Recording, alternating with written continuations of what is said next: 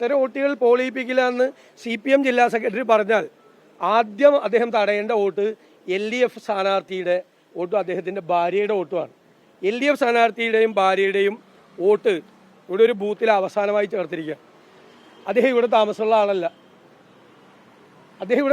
ആളല്ല. അദ്ദേഹം ശരിക്കും തിരുവല്ലാമലക്കാരനാണ്. തിരുവല്ലാമലയിൽ നിന്ന് പിന്നെ വന്ന് ഒറ്റപ്പാലത്ത് വോട്ട് ചേർത്തു. കഴിഞ്ഞ തെരഞ്ഞെടുപ്പിൽ ഒറ്റപ്പാലത്ത് മത്സരിക്കാൻ വേണ്ടി അവിടെ നിന്ന് ഇവിടെ വന്ന് വോട്ട് ചേർത്തിരിക്കുകയാണ്. ഏറ്റവും അവസാനം അഡീഷണൽ ലിസ്റ്റിൽ ഏറ്റവും അവസാനം വോട്ട് ചേർത്തിരിക്കുന്നത് LDF സ്ഥാനാർത്ഥിയുടെ പേരും അദ്ദേഹത്തിൻ്റെ ഭാര്യയുടെ പേരുമാണ്. ഞാൻ എപ്പോഴും ഒരു കാര്യം പറയും, ഇത് ഇങ്ങോട്ടൊരു വിരൽ ചൂണ്ടിയാൽ 4 വിരൽ സ്വന്തം നെഞ്ചത്തോട്ടാണെന്ന് നോക്കിയിട്ട് വേണം ഇങ്ങോട്ട് ആരോപണം ഉന്നയിക്കാൻ. LDF സ്ഥാനാർത്ഥിയുടെ വോട്ട് ചേർത്തിരിക്കുന്നത് വ്യാജ വോട്ടാണ്. ആദ്യം CPM ജില്ലാ സെക്രട്ടറി പോയി ഇദ്ദേഹത്തെയും ഭാര്യയും തടയുക. അദ്ദേഹം ഇവിടെ ഒരാൾ ഇവിടെ വന്ന് വോട്ട് ചേർക്കാം. ഇപ്പോൾ ഓക്കെ ഞാനിതിന് മറുപടി 2 തരത്തിൽ പറയാം. വ്യാജനായിട്ടുള്ള ഒരു സ്ഥാനാർത്ഥിയെയാണ് കോൺഗ്രസ് ഇവിടെ അവതരിപ്പിച്ച് UDFന്റെ മേൽവിലാസത്തിൽ മത്സരിപ്പിക്കുന്നത്. പ്രതിപക്ഷ നേതാവ് വ്യാജനാണെന്ന് ഇന്നലെ 10% വോട്ട് വയനാടിൽ കുറഞ്ഞപ്പോൾ രാഹുൽ ഗാന്ധിക്ക് ബോധ്യപ്പെട്ടു.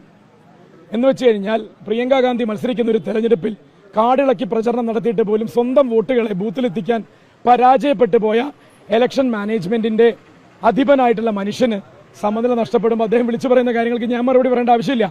എനിക്ക് പ്രതിപക്ഷ നേതാവിന്റെ സർട്ടിഫിക്കറ്റ് കൊണ്ടല്ല പാലക്കാട് അസംബ്ലിയിൽ വോട്ട് ചേർക്കേണ്ടത് എന്നുള്ള മിനിമം ബോധം എനിക്കുണ്ട്. അദ്ദേഹത്തിന്റെ സർട്ടിഫിക്കറ്റ് എനിക്ക് വേണ്ട.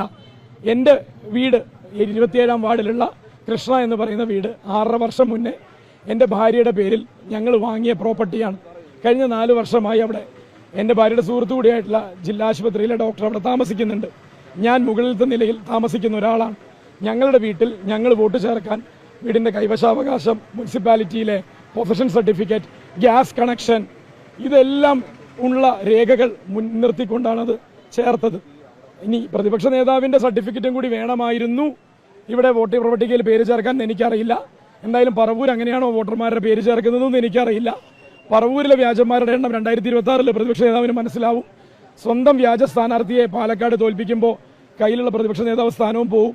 രാഹുൽ ഗാന്ധിക്ക് എന്തായാലും ഒരു കാര്യം മനസ്സിലായി, 2021 എടുത്ത ഒരു തീരുമാനം അമ്പേ പരാജയപ്പെട്ടു പോയി എന്നും കോൺഗ്രസിന്റെ ശാപമായി അത് ഇത്രയും കാലം മനസ്സിലാക്കാൻ പറ്റാത്ത പോയ ചില സത്യങ്ങൾ ഈ ഒരു ഉപതെരഞ്ഞെടുപ്പിലൂടെ മനസ്സിലാക്കാൻ സാധിച്ചു. ആരോപണത്തിനെതിരെ പരാതി നൽകുമോ? തീർച്ചയായിട്ടും. അദ്ദേഹം ഇനി ഇത് ആവർത്തിച്ചാൽ അദ്ദേഹത്തിന് ഞാൻ ഈ പ്രസ് ക്ലബ്ബിൽ വെല്ലുവിളിക്കുന്നു. പ്രിയപ്പെട്ട പ്രതിപക്ഷ നേതാവ് വന്ന് തെളിയിക്കണം, ഞാൻ ഏത് വ്യാജരേഖ ഉപയോഗിച്ചാണ് ഇവിടെ എൻ്റെ വോട്ട് ചേർത്തത് എന്ന് അദ്ദേഹം തെളിയിക്കണം. എൻ്റെ വോട്ടർ ഐഡിയും എൻ്റെ ഭാര്യയുടെ വോട്ടർ ഐഡിയും ഞാൻ പറഞ്ഞു തരാം. ഞങ്ങൾക്ക് വേറെ എവിടെയെങ്കിലും വോട്ടുണ്ടോ എന്ന് അദ്ദേഹം വന്ന് പറയണം. അദ്ദേഹം വന്ന് പറയട്ടെ. ഞാൻ ഇപ്പുറത്തിരുന്നോളാം, എനിക്ക് വലിയ കുഴപ്പമൊന്നുമില്ല. എൻ്റെ കൂടെ വന്നിരിക്കണം. പക്ഷേ വായ തോന്നി ഇത് വിളിച്ചു പറയുന്ന സ്ഥാനത്തിൻ്റെ പേരല്ല പ്രതിപക്ഷ നേതാവ്. കുറച്ചുകൂടി